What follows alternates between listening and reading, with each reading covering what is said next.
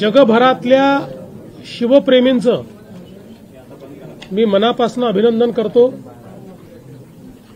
की देशाचे प्रधानमंत्री माननीय नरेंद्र मोदीजी यांनी छत्रपती शिवाजी महाराजांचे 12 किल्ले हे जागतिक वारसा स्थळ म्हणजे वर्ल्ड हेरिटेज साइट घोषित करण्याकरता नॉमिनेट केले होते। खरं म्हणजे माननीय प्रधानमंत्री महोदयांकडे देशभरातनं 7 वेगवेगळ्या साइट्स गेल्या होत्या की ज्यांना जागतिक वारसा स्थळ म्हणून नॉमिनेट करण्याकरता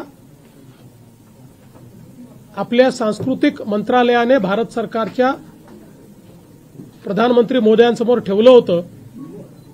मी प्रधानमंत्री महोदयांचे आभार मानेन की त्यापैकी प्रधानमंत्री महोदयांनी हा निर्णय केला की जागतिक वारसा स्थळ म्हणून छत्रपती शिवरायांचे 12 किल्ले ज्यातले 11 किल्ले महाराष्ट्रात आहे आणि एक जिंजी हा तमिळनाडूमध्ये आहे असे 12 किल्ले नॉमिनेट करण्याचा निर्णय घेतला।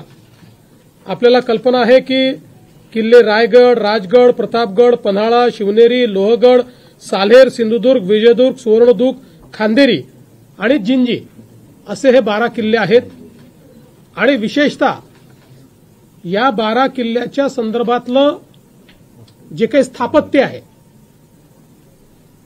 या ठिकाणी वेस्टर्न घाट आणि समुद्र, जंगल अशा सगळ्या या नैसर्गिक विविधतेत कशा प्रकारे याचं स्थापत्य तयार करण्यात आलं, याच्या जागा शोधण्यात आल्या, कशा प्रकारे याचे दरवाजे असे तयार करण्यात आले की जे कोणाला दिसत नाहीत, प्रत्येक ठिकाणी माची कशा तयार करण्यात आल्या, अशा सगळ्या गोष्टी या आपण युनेस्को समोर ठेवल्या।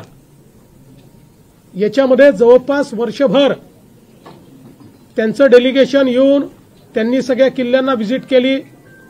आपले सांस्कृतिक कार्यमंत्री आशिष शेलार यांच्या नेतृत्वामध्ये एक डेलिगेशन आपण तिकडे युनेस्कोमध्ये पाठवलं। त्यांनी टेक्निकल प्रेझेंटेशन केलं। त्यानंतर जे काही वेगवेगळे याच्यामध्ये देश आहेत ज्यांना मतदानाचा अधिकार आहे, तसं तर सगळे देश याचे सदस्य आहेत, पण एकूण 20 देशांना मतदानाचा अधिकार आहे। या सगळ्या देशाच्या अँबॅसेडर सोबत मी स्वतः देखील बोललो। आपले एक्सटर्नल अफेअर्स मंत्री आहेत जयशंकरजी, त्यांनी सचिवांनी, सांस्कृतिक कार्यमंत्री गजेंद्रसिंह शेखावत यांनी त्या ठिकाणी त्यांच्याशी संवाद साधला। मी शिंदेसाहेब आणि अजितदादा आम्ही प्राईम मिनिस्टर साहेबांना विशेष भेटलो आणि त्यांनाही विनंती केली की आपण हे नॉमिनेशन केलं आहे, परंतु मतदानाची प्रोसेस आहे आणि 20 वेगवेगळे देश आहेत, त्यामुळे भारत सरकारने पुढाकार याच्यामध्ये घेतला पाहिजे। त्या माध्यमातून त्या देशात आपली जी एम्बसी आहे त्यांच्यासोबत संवाद झाला, त्यांनाही आपण एकत्रित केलं आणि त्यांना त्या देशातल्या सरकारशी चर्चा करण्याकरता सांगितलं। आपल्याला माहिती आहे मध्ये युक्रेनचे फॉरेन मिनिस्टर आले होते, त्यातला एक सदस्य युक्रेन हा देश देखील होता। त्यांना आम्ही मुंबईतच प्रेझेंटेशन केलं आणि त्यांनी तिथेच सांगितलं की आम्ही भारताच्या बाजूने मतदान करू। आणि आपले जे तिथले परमनंट मेंबर जे आहेत शर्माजी, त्यांनी फार महत्वाची भूमिका याच्यामध्ये निभावली। काल ते आणि आपले अप्पर मुख्य सचिव जे आहेत खारगे हे दोघं त्या ठिकाणी उपस्थित होते आणि 20ही देशाने आपल्या बाजूने मतदान केलं आणि एकमताने छत्रपती शिवरायांचे हे किल्ले हे जागतिक वारसा केंद्र आहेत अशा प्रकारे घोषित केलं।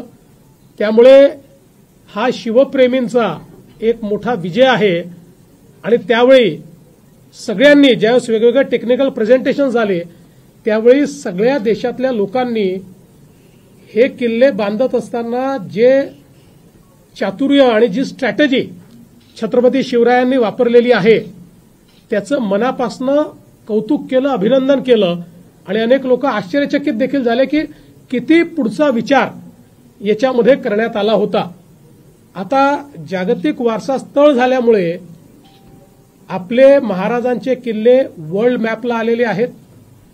आता युनेस्कोच्या सगळ्या वेबसाईट्सवर या किल्ल्यांची सगळी ऐतिहासिक माहिती ही त्या ठिकाणी उपलब्ध होणार आहे.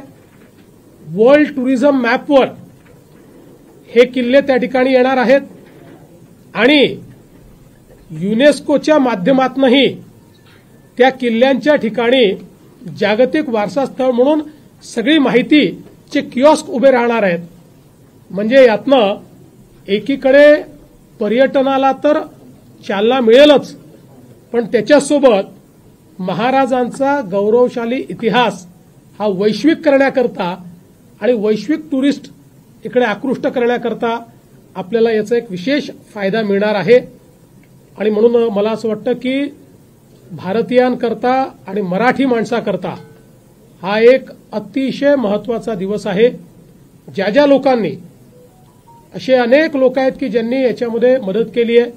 मग आपलं जे पुरातत्व विभाग महाराष्ट्राचा आहे त्याचे डायरेक्टर असतील, केंद्रीय पुरातत्व विभाग असेल, खूप याच्या पाठीमागे टेक्निकल अशा प्रकारची माहिती, आर्किओलॉजिकल माहिती, या सगळ्या गोष्टी आपल्याला उभ्या कराव्या लागल्या. कारण एकही गोष्ट पुराव्याविना त्या ठिकाणी ठेवता येत नाही.